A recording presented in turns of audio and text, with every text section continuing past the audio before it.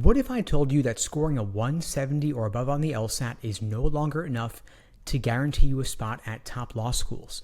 Over the past few years, there's been a 30% spike in the number of test takers hitting the top score range of 170 and above. And it's not just that people are studying harder. Something bigger is happening behind the scenes, and it's totally reshaping the law school admissions game.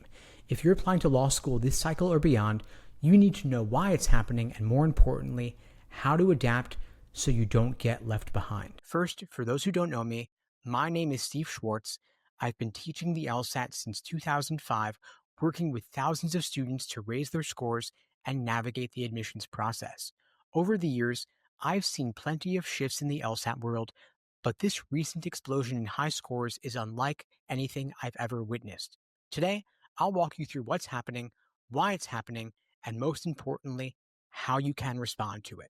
Whether you're just starting off with your LSAT prep or you're already in the thick of it, you need this information to stay ahead. Now let's start with the data. Applicants in the 170 to 174 LSAT range are up about 28.5%, while those in the 175 to 180 range are up by 34.8%. In contrast, the number of test takers in the 140s and 150s has risen only slightly, which means the top end is getting more crowded. So why are all these extra people breaking into the 170 plus range? Here are the major factors. First is the expansion in accommodations. It has become significantly easier to qualify for testing accommodations like extra time, which of course dramatically boosts test performance. More students with accommodations means more students at the highest score levels. The second big factor is the increase in retaking the LSAT.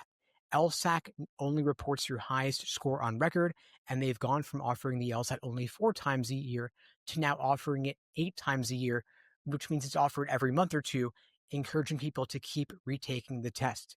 This culture of retaking has led to significant score inflation as test takers refine their strategies and improve with each attempt. Additionally, law school applications are on the rise, and a 170 plus score has practically become a must if you're aiming for top 14 law schools or large merit scholarships. That pressure feeds the retake cycle and further pushes scores upward. Additionally, this application cycle has seen a significant spike in the number of applicants overall, the so-called Trump bump, resulting in a larger, more competitive pool of applicants who are more determined than ever to get top LSAT scores. So how does this all affect you as an applicant? First, the medians at top law schools are higher than ever. If you're aiming for a top 14 law school, a 165 might have been good enough a few years back, but now you're going to want to have a 170 or above just to keep pace. Additionally, merit aid is linked directly to LSAT medians, so it's not only about getting in, it's also about getting that money. As more people crack 170 plus, scholarships get tighter for those below that range. And so if you're a reverse splitter with a high GPA and a lower LSAT, it's harder to stand out when so many applicants have both a top LSAT score and a top GPA. Schools can then afford to be pickier because high scores are everywhere. Now, before we dive any deeper, I wanted to give you a quick leg up on your LSAT prep. I've put together a free, easy LSAT cheat sheet with strategies for timing and pacing to get you that 170 plus. It'll help you spot some immediate fixes you can make to quickly raise your score. You can check out the links below to grab your copy, and again, it's 100% free.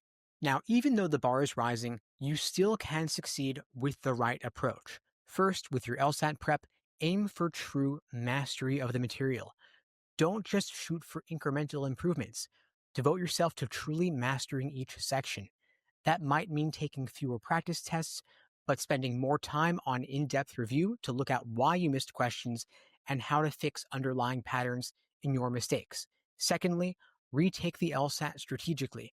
Of course, retaking is normal, but as you retake, you should do so deliberately with a plan of attack, not just randomly throwing things at the wall and hoping what sticks. Identify specific weak areas and systematically address them. Additionally, stay informed because admissions is constantly changing. Keep an eye on LSAT score distributions, law school median updates, and new policies because an informed strategy is always going to be your best weapon. Now, while the explosion in 170 plus LSAT applicants is changing the rules of the game, with a well-planned study strategy, you can still stand out. My team and I would be glad to help you out with a personalized one-on-one coaching program customized to your particular situation. If you'd like to find out more, you can check out the links below to book a call with me and my team. We'd be glad to help you out. And in the meantime, I'll wish you all the best and take care.